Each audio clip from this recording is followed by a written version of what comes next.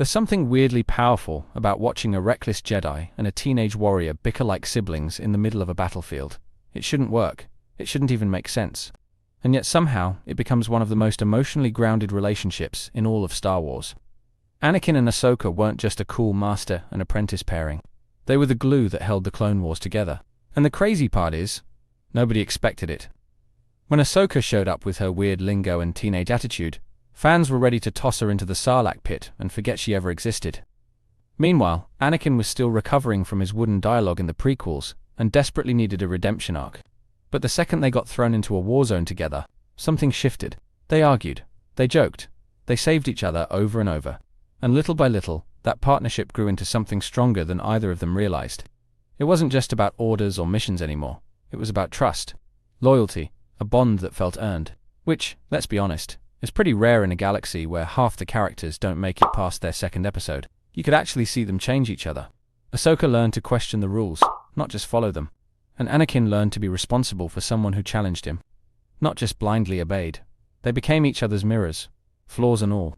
And when things started falling apart, yeah, that's when it hit the hardest. Because the moment they were separated, the moment that partnership cracked, it didn't just break the characters, it broke us.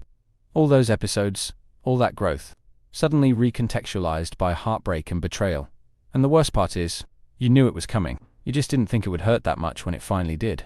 In this video, we're diving into why Anakin and Ahsoka weren't just a good pairing. They were the best duo Star Wars ever gave us. We'll unpack what made their dynamic work so well, how they outshined every Jedi duo before or after, and why their bond became the emotional foundation modern Star Wars keeps trying to replicate, but never quite matches. When the Clone Wars movie dropped and Ahsoka Tano was introduced, the fandom didn't quite know what to make of her. She was snippy, sarcastic, and tossed around lines like Sky Guy, like she was trying to irritate the entire Jedi Council at once. And Anakin having a Padawan at all felt weird at first. Like, wait, this guy? The walking red flag, with trust issues and a flair for murder. Gets a student, but something clicked. And not in the forced chemistry way most modern Star Wars pairs do. There was actual tension, mutual growth, and a weird little spark that turned into something real. She wasn't there to worship Anakin or be a passive sidekick. She challenged him, annoyed him, pushed him to grow, and gave us the only consistent emotional mirror he's ever had. From their first mission on Christophsis to their last stand on Mandalore, their arc wasn't just about being Jedi. It was about building a bond in a war zone. They saved each other, argued constantly, covered for each other's mistakes, and cracked jokes like two soldiers just trying to survive. It felt authentic. It felt earned. What makes it so frustrating is how the films never came close to this. Cinematic Anakin always felt like a half-finished thought. We were told he was a great Jedi, a great friend, a tragic hero, but rarely shown it in any meaningful way. The movies kept skipping emotional steps and just expected us to care when he snapped. Clone Wars fixed that. But it did it by showing us what was missing all along. Give Anakin someone to care about who isn't Padman, suddenly he becomes three-dimensional. He smiles, he jokes, he teaches, he struggles with responsibility. All the stuff the movies rushed through or skipped entirely. And yet, as soon as Ahsoka exits the show, or he's back on screen in Revenge of the Sith, it's like none of that ever happened. All that growth, all that emotional progress, just thrown out the airlock. And yeah, continuity's weird with animation versus live action, but come on, you gave us a better Anakin and then expected us to just ignore it. There's also the fact that this incredible duo was barely acknowledged in later projects. Ahsoka shows up in live action and barely mentions the man who shaped her entire life. Meanwhile, Anakin's legacy is treated like a cautionary tale instead of a nuanced journey. The deeper emotional threads between them are left dangling in favor of nostalgia shots and vague dialogue. It's like the franchise is scared of emotional depth unless it's filtered through special effects and Jedi flashbacks.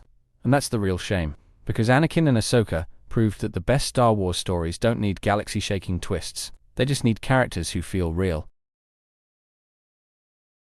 There's something heartbreaking about how it all ended, and not just in the obvious tragic Star Wars way. I'm talking about the slow, quiet unraveling of trust between two people who should have had each other's backs forever.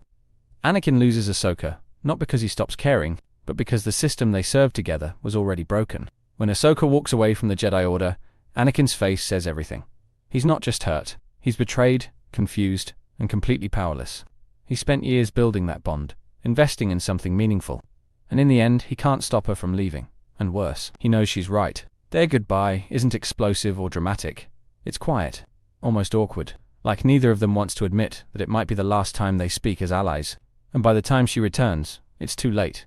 He's already slipping down the path to Vader, and she has to face what's left of him, on her own. That duel in Rebels is one of the most gut-wrenching moments in Star Wars history. Not because it's a flashy lightsaber fight, but because you can see the weight of everything they lost in every movement. The student who refuses to give up hope, and the master who buried himself in rage just to forget what he lost. And what stings most is knowing it didn't have to end this way. If anyone could have saved Anakin from falling, it was a Spessa, but the galaxy conspired to separate them. And the tragedy is not that he became Vader, it's that he did it alone. But let's step back and appreciate just how rare this kind of relationship is in Star Wars. Because what Anakin and Ahsoka had wasn't just emotional, it was cinematic magic on a character level. They were equals in spirit, even if not in rank. And that gave them a dynamic that few other duos could even touch. Their action scenes had rhythm, their banter had bite, their trust felt lived in. Whether they were fighting side by side in space battles or arguing strategy in war rooms, you could feel the respect underneath it all. They didn't agree on everything, but they never stopped believing in each other. Even visually, they complemented one another. Anakin's chaotic power balanced by Ahsoka's precise movements, his explosive style clashing with her agility and control. They were like two pieces of the same lightsaber, different in form, but forged from the same fire. Episodes like The Wrong Jedi or The Siege of Mandalore hit harder because of all the groundwork laid before. They didn't need to explain why Ahsoka hesitated, or why Anakin snapped, because the audience already felt it. And that kind of emotional shorthand only happens when the writing respects the journey. And here's the thing. Their story may have ended in heartbreak, but that doesn't mean it's over. If anything, the door is still wide open to explore what they meant to each other in ways the main saga never allowed, and fans are hungry for it. We're not asking for a full reunion. We're asking for emotional honesty. Ahsoka's live-action appearances have scratched the surface, but imagine a series that dives deep into her memories of Anakin. The moments that shaped her, haunted her, maybe even saved her from becoming something darker.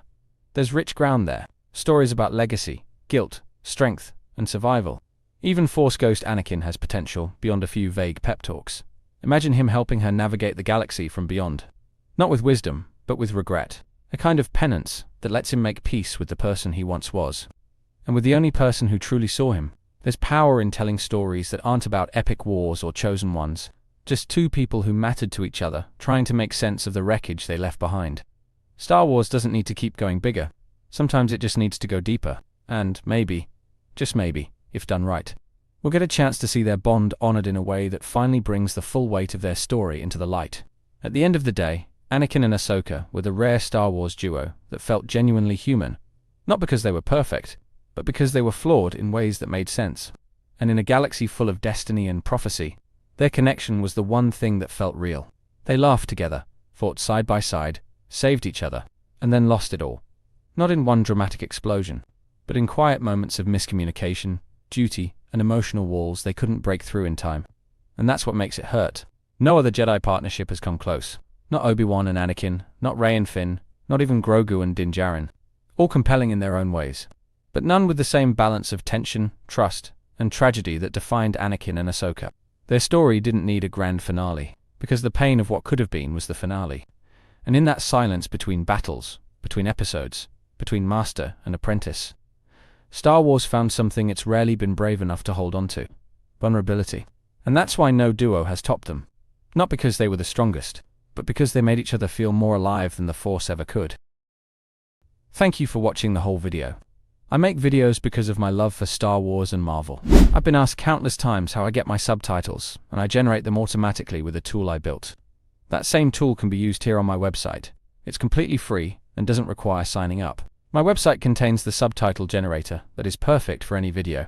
Blogging post, where you can sign up with your email and receive notifications for when I post, and also my 3 channels. Critical Analysis Hub focuses on Star Wars and Marvel movies. Critical Analysis Hub Plus looks at Star Wars and Marvel shows.